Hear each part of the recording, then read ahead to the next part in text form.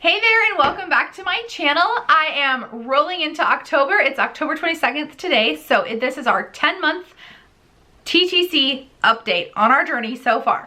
So obviously we are not pregnant, or else the title of this video would be something completely different, like a bump date or, you know, surprise we're pregnant. But that's not the case. That's okay though. We are so excited for this next cycle. So like I said in my last video, the doctor had told me to come back in 3 months if we still had no success, no pregnancy. And then at that time, we'll kind of talk about getting on letrozole or Clomid, or just kind of see what goes from there. So I went September 23rd to see my doctor again, because we obviously didn't get pregnant in those 3 months. He at that time sent out the form for my husband to do his semen analysis. So that was a fun surprise to get to call my husband and say, you need to get this done ASAP before my cycle starts. So he was able to get that done, and he is completely healthy. He is above average, so no problems on his end. It's all on me. That's okay. So we got those results back, and then the doctor also prescribed me letrozole at that appointment. And then with the letrozole, I'm supposed to take it cycle days 3 through 7, so while I'm on my cycle. So I'm gonna backtrack for just a second. So I got put on the letrozole, but however, so my husband did his semen analysis. I was supposed to start my cycle that same exact day as that doctor's appointment. So September 23rd would have had my cycle for the next 5 days. So the doctor was like, I really hope we can get this done before you actually start, you know, your cycle. And because then we know whether or not you should take the medicine. And he didn't want me taking it if it was my husband's fault. So anyways, so my cycle ended up being 18 days late. You know what I'm talking about. You know how stressful that is. You're waiting for your cycle to come. I can't even tell you how many pregnancy tests I took. My husband and I, you know, kind of messed around one day before I was leaving for a work trip, and I had like a little bit of pink spotting. So I was like, oh my gosh, you know, thank God my period's coming. You know, thank God, but also like, oh, kind of bummed. But, you know, hopeful, oh, my period's gonna start. It was only like it was like 2 days late at that point. So, you know, I'm like, okay, it was just thrown off. I have PCOS. That's pretty normal for me. No big deal. So, you know, I had, you know, put a tampon in for that day. And then the next day I had no blood, nothing. You know, I've had like cramps all throughout this 18 days. So anyways, I kept going, came back from my work trip, waited another week, and then finally called my doctor and just kind of, you know, asked what he wanted me to do.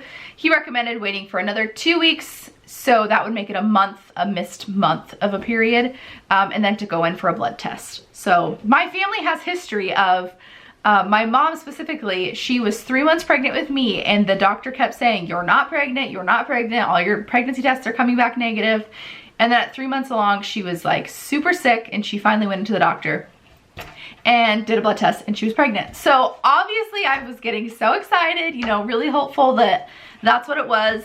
But at the same time, I knew that if I wasn't pregnant, that I kind of wanted my cycle to hurry up, because then I could start my letrozole, you know, as soon as my period came. So anyways, that was a little, you know, craziness. So on day 18, my girlfriend actually texted me and she said, oh my gosh, you know, how many days past that have you missed your period? And I said, actually, I started this morning. So it's kind of a bummer, but at the same time, I was super jacked because I get to start my medicine in 3 days after that. So that was very exciting. Now we'll swing into doing the letrozole side effects. I have them written down on my phone here. So like I said, I take the letrozole cycle day 3 through 7. So start my period. On day 3, I take the letrozole first thing in the morning. And he just said to take it at the same time every day. So as far as side effects, the first day, I really didn't notice much. I had a tiny bit of dizziness. I went to a meeting the morning that I took this, and I just noticed that like if I kind of circled my eyes or like was looking at something high, that I would kind of just get a tiny bit dizzy, you know, at a screen. So a tiny bit dizzy, but nothing crazy. And then I got one hot flash in the middle of my meeting, and it was, oh my gosh. I mean, I've had hot flashes before with my PCOS and hormones being so weird, but this was craziness. It was like out of the blue. The room was freezing. Everybody was wearing sweaters and jackets, and I got a massive hot flash. So that was day 1. On day 2, Oh, in day 1, I had like really heavy period, really heavy bleeding. So this cycle that finally came after 18 days late, it was a very heavy cycle. Lots of clots. Sorry, TMI. If you're not on here to watch a TTC journey, then you should probably leave.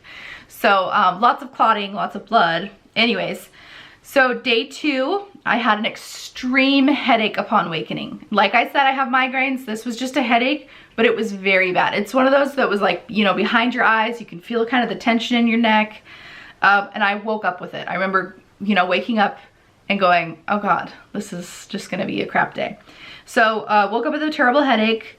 I had extreme nausea, extreme stomach ache, tons of hot flashes, like hot flashes from the time I woke up, probably once every hour, or maybe even twice. It depended like if I was walking that day or not. So that day I was like bedridden on my couch and I just watched Netflix all day because I was literally so sick. I have never been so sick, and like not actually thrown up.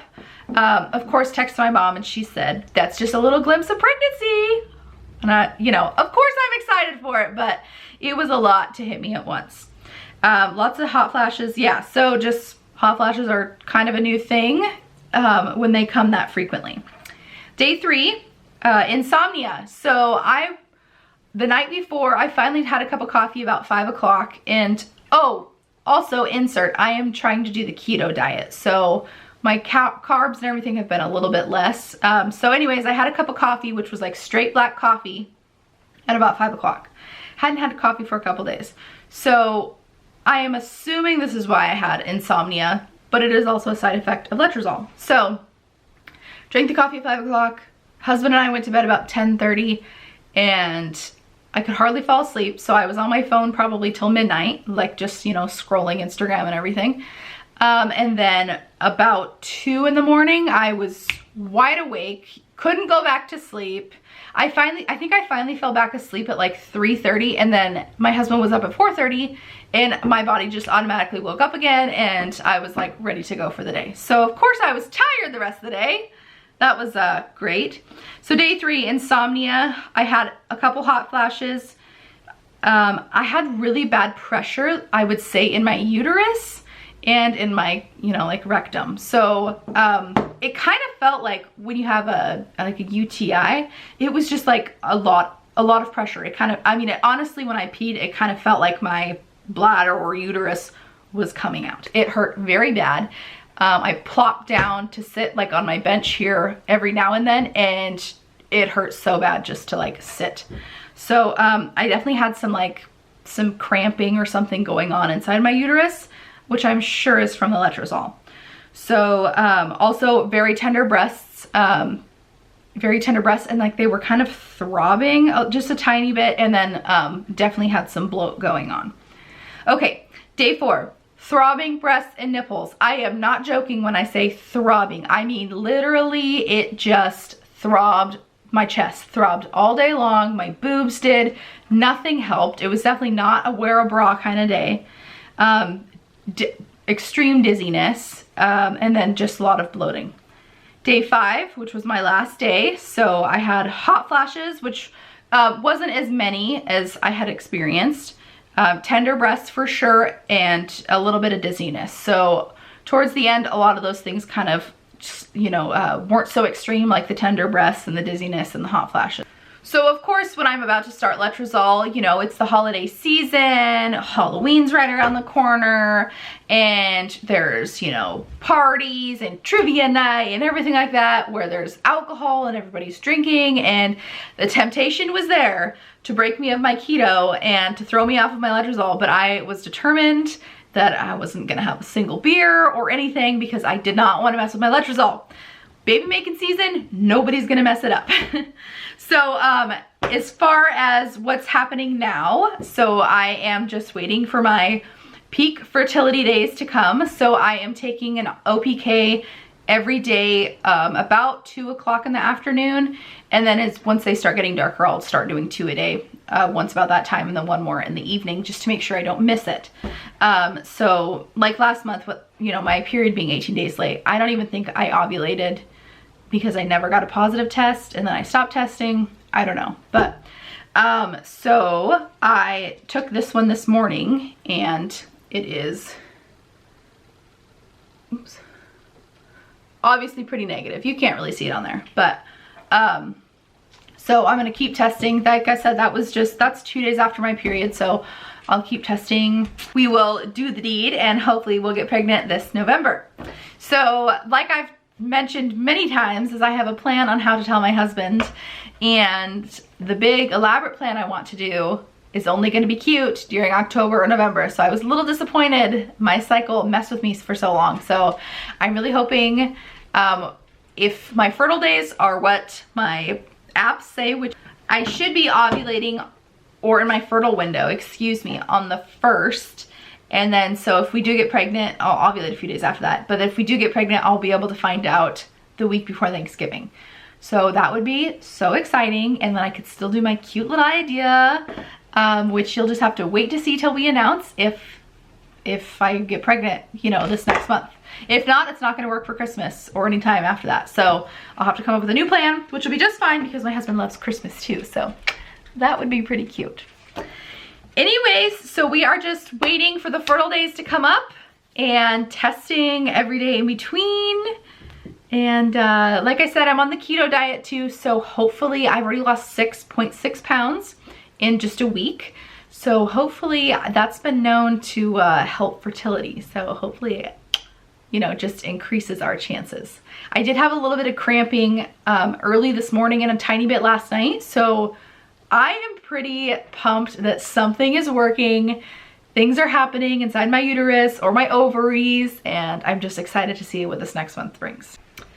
So obviously this is all in God's hands, and we know that. We are just excited to do what we can in the meantime and hopefully help his little plan out. I am blessed to be able to share my experience with you guys and hopefully show our children one day what we went through to have them. Thank you so much for tuning in to my most recent 10-month update, and I am excited to update you soon. Hopefully we have a pregnancy to announce in the next couple of vlogs, but please stay tuned if you are interested in hearing about our journey, or if you have any questions, please leave them in the comments below, or any advice, tips, tricks. I am totally open to everything. Please just reach out. I would so appreciate it. Thanks so much. Please subscribe. Click the like button, and I'll see you next time.